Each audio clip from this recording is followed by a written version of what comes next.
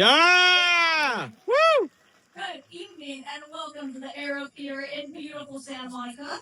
My name is Steph and I'm an associate programmer here at the American Cinema Tech. Hey, Steph! Thank you. And oh my god, it is a momentous occasion. You are all at the West Coast premiere of Whistle. Woo! Kill some teenagers. After the film, we will be joined on stage by some very special guests, so you will want to stick around as the end credits roll. And before I bring out a couple special guests now, I do want to take a moment to thank our volunteers, our staff, our projectionist Ben. Let's give it up for Ben. Woo!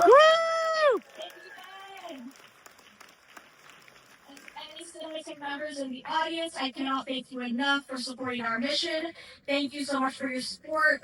You are the reason why we're able to do over 1,700 screenings a year, and you keep the theatrical experience alive, so thank you so much for that. Yeah! And now, I am so honored to bring out two very special guests. They are the director and the writer of the film that you're about to watch. Please give a very warm welcome to the remarkably talented Corin Hardy and Owen Egerton. Woo!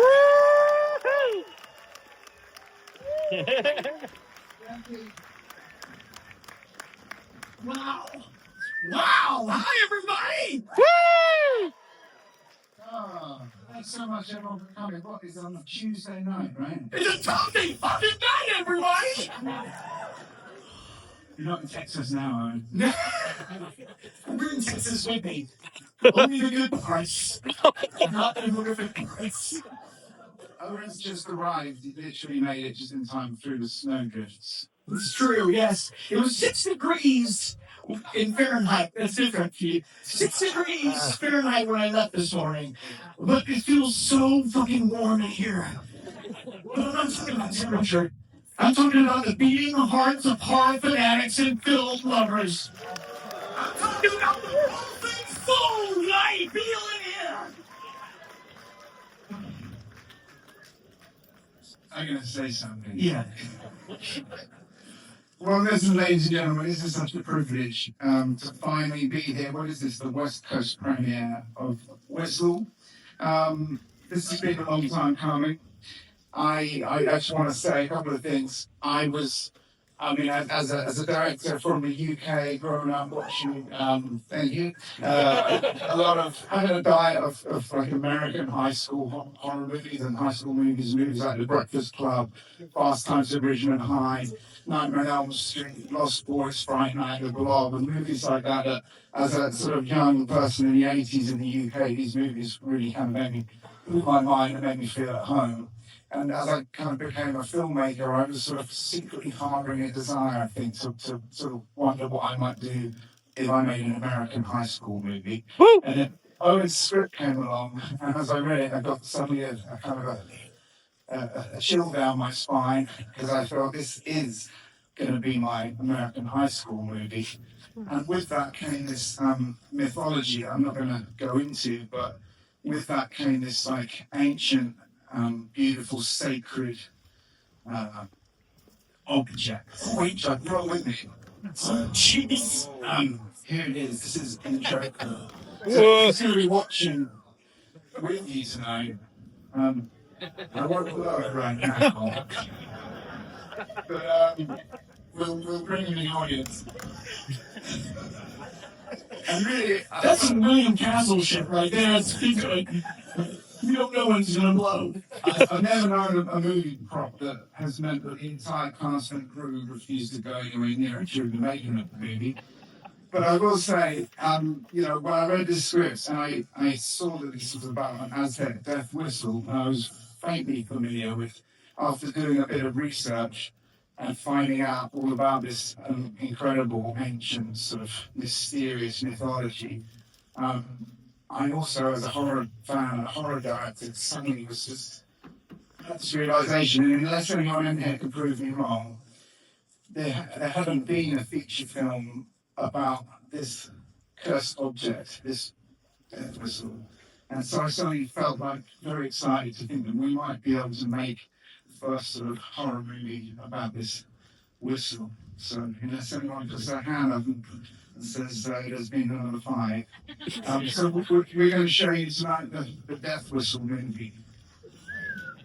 I think it's outstanding. Are you ready for the fucking horror? Are you ready for the fucking horror?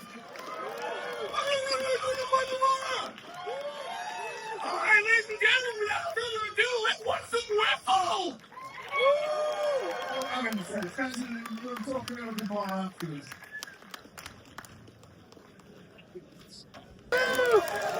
All right, guys. My name is Corin Hardy. I work for Flyer, and I am utterly obsessed with Whistle. I've been obsessed with this movie since I saw it at Fantastic Fest. I'm assuming most of you are seeing it for the first time tonight, right? I will just tell you, a highly rewatchable movie. Make sure to see it again. We're going to dig into the making of it right now. Please join me in welcoming to the stage the writer of Whistle, Owen Egerton. We also have our director here, Corin Hardy. And finally, star Sophie Nélisse. Yeah. Hello again, and congratulations yet again. I can't get enough of your movie. Can't get enough of it. And I'm also so excited. We've had the pleasure of speaking before, but everyone here has seen the movie, so talk about spoilers finally. Yeah. Oh, and you're going to get my first question about writing the script. I love hearing about how screenplays can evolve every single step of the way. So can you tell us, what is the biggest difference between draft 1 of this screenplay and the final film everyone just saw? Oh, what a great question. It was something that Corin added, and every time I see it, the film, I'm so very grateful. In the original version, sorry, Sophie, Ellie doesn't make it. She dies. She sacrifices her life to save Chris, and then Corin had this wonderful idea like, no, we should have them together. They should survive. And every time I watch it, I'm just like, oh, I just love that moment. It's one of my favorite moments. I'm a softie. I really wanted horror with heart, and I kind of couldn't deal with it just being this like really traumatic film where everyone just ends up dying. It's fun, but maybe it would have been shocking. But I wanted Sophie to stick around and see her smile at the end. Yeah. Totally understand that choice, and I like it. Oh, and another question for you, because I just love this kind of horror storytelling structure where you have a group of friends that you fall in love with, and then one by one, their deaths come for them. What was it like picking the perfect 5 lead characters? Did it require any kind of like workshopping or trial or error to find the 5 best ones to put together? It was a little bit so. I mean, I think Corin mentioned it earlier, and this is one of the reasons Corin is perfect for this script. Was like, I love the same movies that Corin does, the sort of high school groups, the Nightmare on Elm Street or the Breakfast Club. You're the John Hughes of horror, Corin. That's who you do. And so in this way, I kind of like I started with Chris. The first thing I wrote was Chris walking down this hallway alone, and I was like, well, who's her world? Who are the people that make her up in allies and enemies and everything like that? And that's sort of where I discovered it, and including Ellie's character of like, who is the person that Chris needs and she doesn't know she needs, and you sort of find the people that you need in your life, whether they're enemies or friends, just by being. So I just followed her around the high school for a day. Like Victoria, this ensemble. So, Corin, I'll come your way now with signing on for this. You get a great script from Owen. When you look at that script, what is something about it that makes you think to yourself that I have something to gain from this as a director who is always looking to challenge myself in new ways and evolve my craft? Yes, definitely. There was 3 things I think that just stood out kind of immediately whilst I was reading it. And the first was, as a horror fan and a lover of going to the cinema and watching a horror movie, you're on a quest to also try and either create or find, sort of fresh spins on mythologies, and so much has been done, so it's very hard to find sort of something new. And as I said at the beginning, coming across Owen's script and this story of an ancient sacred object that actually is rooted in history, has a lot of different beliefs and mythologies and mysteries around it, but is also a real thing. It wasn't just sort of completely invented. an Aztec death whistle, and then sort of researching that and finding out that, well, I just realized I haven't seen this movie before about this cursed object. We've seen, cursed VHS tapes and configuration boxes and, final destinations and things, but there's something specific in Owen's mythology, which was your future death will hunt you down. And it was sort of like quite a chilling and sort of profound process of thought to sort of imagine everyone in this room, we're all born, we're all going to die, and we don't know when that comes, and we haven't really lived long lives, but this thing's going to make it, whatever it happens, happen the next day. So this was like, as a horror fan, so I think that feels great to me, sort of seeing that. And then the other two factors were this beautifully written set of characters, this emotional story. I'm always looking for heart in horror. I think maybe since I became a dad and I have two daughters, I can't deal with sort of like torture movies and really grim stuff. And I'm looking for sort of like that kind of adventurous feel in a movie that takes you on a ride. And it had this cast, this group of characters that reminded me a lot of sort of my own teenage years in England at high school, sort of all my sort of failed romances and heartbreak and being at school and sort of Ellie and Chris's love story that was flowing through this like amongst the carnage. And then the third main thing was the perishments, which I've been calling the death, the perishments. It's a word I made up. So just this almost like having a menu of what is maybe 9 or so specific death sequences. And, again, as someone who grew up wanting to make monsters, it was just very exciting to sort of try and figure out how to bring those from the page, particularly Dean's death, but which we're going to talk about. Oh, I'm going to come back to all those set sequences, or as many as we can hit, which are all pretty epic and quite ambitious. But Sophie, I got to come your way first. I'll ask you a similar question that I just asked Corin, actually, because there's so much variety on your filmography. When this role comes your way, what is something about it that makes you say to yourself, this will let me flex my muscles in a way that I haven't recently? Well, I think I loved how heartfelt the story was, despite all of the gore and the chaos and the madness of it all. I think that was something that Corin and I discussed pretty early on in the process, was how we still wanted a lot of softness to shine through. And we cared for every single character. Like, I rooted for all of them from the get-go, and it's even more heartbreaking when they don't make it. But I think what really spoke to me is that despite all of the horror and all of the madness, I do think that there's, especially with Chris's and Ellie's relationship, there's something really beautiful that comes from all of that heartbreak. And it kind of just reminded me that, when, as a humanity, like when we're going through the most gut-wrenching times of our lives, there can be good that comes out of that as well.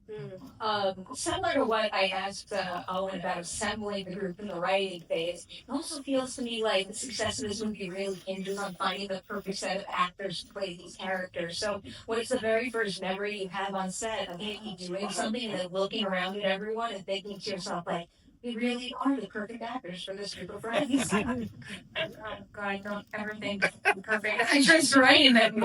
I do, or I think it was just that our chemistry was unlike anything. Like we bonded so quickly, and I don't really know why, and there's not even maybe an explanation. I do remember Corin putting us through this entire day of activities. We had done like we read the script together and we done like a bit of rehearsals, but he had this brilliant idea of putting us all into this escape room, and he was like, "We'd like you to do it with like your characters." And it's really when the story kind of like for the first time before we've done any actual scene on set, but like seeing this dynamic of this group come to life, and I was playing it like very methodical, and I was like trying, not that I knew how to get out of that fucking room, but I was like trying to put myself in Ellie's shoes and be like methodical about things, and this is how I would do it. And then I remember Daphne, who plays Grace, was like kind of all over the place, and then Allie, who plays Grace, was just kind of like laid back and didn't really want to participate. So it was really fun to see all of her characters come to life. It was really heartwarming to see it actually, because it was a we didn't have a lot of time to prepare. We only the actors arrived the week before we shot. They were all kind of preparing their characters and their roles, but I didn't want to just sit and rehearse scenes. So it's sort of an idea to try and put them through something. They were all kind of up for the fun of it, really. And I kind of got to pretend to be a Mr. Craven, like school teacher, taking on my snout and my best Nick Frost. And just watching them all kind of, I can see them all become these characters, and that immediately was like, we're going to be fine. Like they've got this energy, this sort of bubbling electricity already. So when we hit the ground running, I think the first scenes we shot, because you don't shoot chronologically, were like 3 really tough night shoots at Grace's pool. So it's freezing cold in Toronto in November, December, it's like minus 15 or 19 or something. And so it was really, we didn't have to sort of stop and figure out who the characters were at that point. I'm just obsessed with what a good acting exercise that is. I feel like genre movie or not, every ensemble would benefit from playing their characters in an escape room first. All my films from now on, the actors are going to be put through the escape room. That goes to me, that's matching. I love that idea so much. I have to zero in on your collaboration with Daphne for a moment, of course, because the two of you are just electric together in this movie. I think it's the beating heart of the film. So can you tell me something about her as a scene partner that you really appreciated? Maybe even something she did for you that helped you find something in Ellie that you wouldn't have been able to access better? Yeah, good question. I think she's a very good listener. She has like these eyes that are really very mesmerizing, and you feel very seen by her, and very like listened to. I both as a friend and as a scene partner. And she always brings these different subtleties. I think it's really hard to keep a scene alive when you do so many takes and to feel like it's not the first time you're doing it. And she just, every scene added like a little detail that gave me something different to bounce off of. And I think that every take ended up being something completely different. And yeah. I gotta say, like, you guys got so well, like, too well. It was sort of like so much, you were just like such good friends, and you were like before every take chatting and like kind of like telling jokes, laughing, and I was having to almost like calm you down, I got definitely so much energy, and yet she's playing this character, Chris, and it had to be this very gradual sort of trajectory. She comes out of her shell, so I was always worried she's gonna like overpower that energy, but she always came back down. It was just when we casted that ensemble, it was sort of inspired by those movies, like looking at the sort of that young crowd in Lost Boys and those stars that they became and things like that. So I was really conscious of trying to find the Breakfast Club group for this. I was just so lucky to get Sophie, Daphne, Sky, Jaleel, Ali, Percy, and Nisha. So well done in your casting respect. Did the whistle know Spanish? I swear it was on your chair. I have one in my apartment. I live with one looking at me all the time. You do? Yeah. I I don't do that. I don't think either of you would touch it. Never. Oh, I actually remember that. I think, Corin, you told me this at Fantastic Fest. So nobody on this set would blow the whistle except for you. And you did it on set. How did it make you feel as someone who would not blow the whistle herself? Unwell. So you just travel everywhere with the whistle? He does. Favorite problem I've had in a movie is like a little buddy of mine now. Everywhere. And but literally another sort of fact of this is, and this comes from Owen, coming up with this story and this sacred artifact here. When I was sort of starting pre-production, I was in Toronto. It was the TIFF festival, and I went to see the film Lee, the Lee Miller movie. And it was when I met you that day. You were having a premiere as well. And I had got a death whistle. It wasn't this specific one, but I had one in my bag as I was sort of researching, wrapped up in a scarf. And security stopped me. And they sort of went through my bag, and then they pulled out my scarf, unwrapped this thing, And then they're like, whoa, what's that, sir? What are you? You're gonna have to put that away. What is it? I go, no, it's a death whistle. It's just making a movie. It's a film whistle. I'm gonna have to call my manager. The manager came in and like, whoa, what is that? And no one wanted to go near it. You're gonna have to take it away. That's fine. It's just a prop. It's like I can blow it. No. I've never known a prop in a movie that is a prop that unanimously the crew, the cast, no one wanted to sort of have anything to do with it here. I guess it was like because when I watch a horror movie and I see the young girl go down the stairs or open up the door, she should obviously not open. I'm like, you shouldn't open. Like anyone else watching, like, don't do it, and then they end up doing it, and then they die. So I don't see, like, I would be that dumb girl if I blew that whistle. So I just don't want to die. That's what I have to say. I wouldn't survive any horror movie for that reason, but I actually have not blown the whistle yet. So you know what? I'm still fine. When you were telling that story about the whistle egg tip, you said you had it on you because you were doing research. Is that a whistle you built, like, as an early designer? No, this was the, when I started researching it, and there's lots of sites to look at and learn from. There's YouTube clips of people who've either made their own or found them, and you can get kind of commercial ones. And actually, I got just a general commercial one that looks like it, but it had an amazing sound to it. And that's the one I used on set because it was as a director, you're constantly having to get cues that are very specific, and normally I'm clamping or I'm using a microphone or I'm hitting blocks of wood together. And I was like, well, I've got this thing, it makes a sound, and I can literally go, any time I want. And if you guys were sort of having to suddenly react to something, it was better to have a freaky sound, something cool. So I was blowing it all over the place.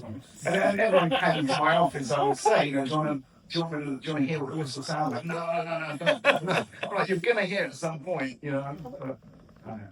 It's something else. I have to talk about what happens when you actually do blow the whistle. I'll throw a different version of this question to the two of you.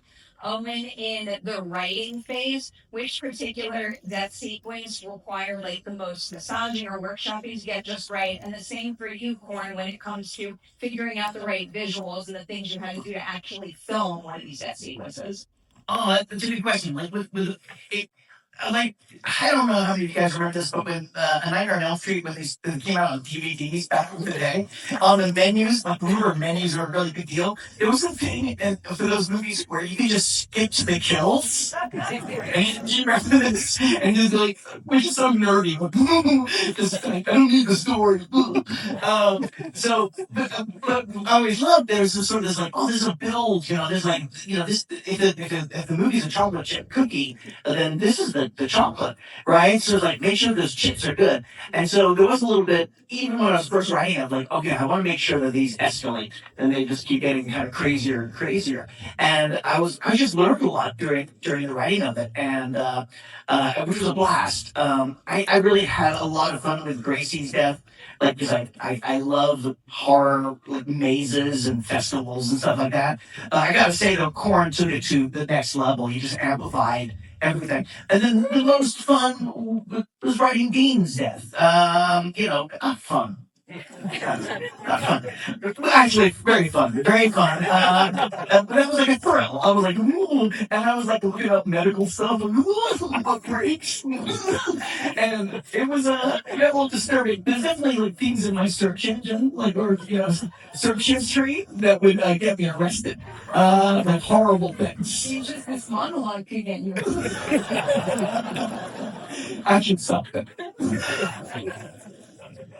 Well, yeah, I did love, when it gets to sort of these sequences, as someone who thrives off sort of figuring out sort of challenges of how to render stuff on screen using lots of different mixed techniques of special effects and sort of practical effects and animatronics and prosthetics and puppetry and contortionists and stunts and trying to figure out the recipe of each one. I wanted everyone to be different, and as I said, there's a sort of trajectory of the deaths needed to have their own arc, both within the death sequences and the overall movie.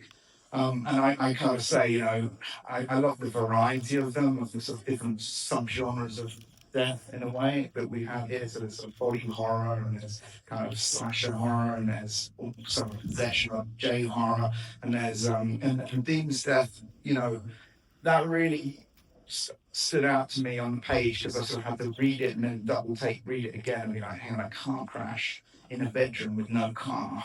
I love it. How am I going to do that? This is the reason to make the movie almost, like to figure that one out. And it just, I felt like it worked so well on the page that I thought if I can do justice to that, it will work. And I loved Grace's sort of maze chase, and I wanted that to be a really kind of longer, relentless sequence of, you know, a young, beautiful girl who's being hunted down by her sort of ancient, sort of senile self, who's kind of giving her age, you know, rapidly. So they were all like really nice. I guess the other attraction was this little tease that, you know, Owen's put in. They get visited by a form of their death. You don't quite know what it is, but it hints at what it might be. I felt like it's just part of the fun of this concept and the mythology. Yeah. So well done. So you've seen your fair share of movie and TV magic. Is there anything you saw on this set that made even you stop and go, like, my God, I cannot believe that's what it takes to make it look like that on screen in the finished product? I mean, we were very lucky on this set because a lot of the horror was actually quite practical. Not that much was left to post production. So, I mean, Ralph's death, like we just had blood being sprayed everywhere. All of our stuff at the end, like when I die and my eyes become white, like I had all of these contact lenses that made me go blind. Not like really, but I couldn't see everything. And so it was really fun as actors because it feels so tangible and actually genuinely feels quite scary. And even our location, the steel mill, was eerie in itself. So it was just really like I still get impressed by movie magic to this day. I love that. It's a great quality to have. I've got to give it an extra thank you and shout out to Sophie and Daphne, because as the final girls, they are also the sort of in the movie the longest, so they're in through that last sequence. I mean, all of the cast were absolute troopers. I remember that Percy was sort of tied to a chair for about 2 days in sub-zero temperatures and getting hypothermia and a silver blanket at one point. I think I sent it to Australia to watch the blow. But Sophie and Daphne had to really like go through at the cold, I mean, it's sort of January, Toronto steel mill. There was, you know, nothing you could do to keep you warm. And I'm sort of saying, yeah, take your shoes and socks off as well, and lie on the cold damp floor, because this is what the concept is, and it's got to be this way. And you were like, can we just put our shoes on? I'm like, no, it's got to. We can't. So it was. Not gonna lie, I was actually potentially gonna do Chris first. And I read the script, and then it says she gets dunked in water. And I did the calculation, and I knew that would happen around the month of January outside. And he was like, and it actually happened, so he was like, I'm thinking of you for Chris or Ellie. And I was like, you know what, maybe Ellie. She doesn't get dunked in water. I totally understand that reason for choosing that particular character. I gotta let you all go, but I'm gonna say again, huge congratulations on this. Like, seeing what I'm not doing. Thank